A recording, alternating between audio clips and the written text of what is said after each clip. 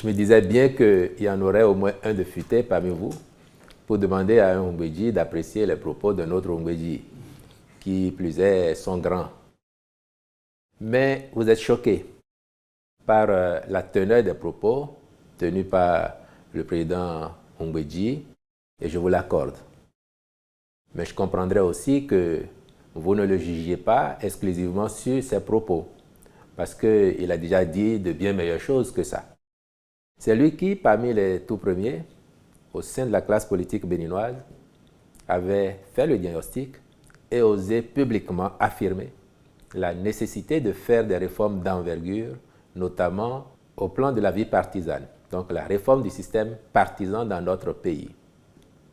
C'est encore lui qui avait fait le constat de ce que le Bénin que le président Patrice Talon a hérité était un Bénin, pour reprendre à peu près ses mots, fragmenté, descendu de son piédestal, pour lequel il fallait un État fort afin d'engager les réformes et les actions nécessaires à sa réhabilitation.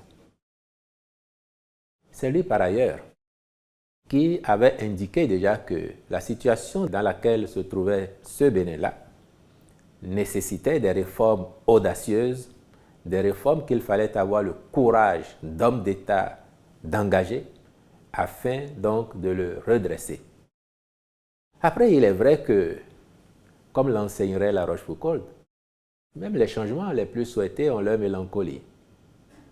Mais ça n'est pas parce que seraient apparues des mélancolies sur le chemin que les réformes auraient perdu de leur substance, de leur vertu. Vous avez été choqués à juste titre parce que, au regard de l'ampleur de la transformation positive que connaît notre pays aujourd'hui, on peut s'interroger sur le timing, sur les objectifs d'une telle réaction. Et j'ai dit, je vous accorde d'être choqués. Dans tous les cas, c'est que cela rassure les uns et les autres que le pays est une belle démocratie qui fonctionne. Et que même quand on est de la mouvance, on peut à un moment ou à un autre dire ce que l'on pense. Après, il faut bien que cela soit bien justifié et tienne dans le contexte.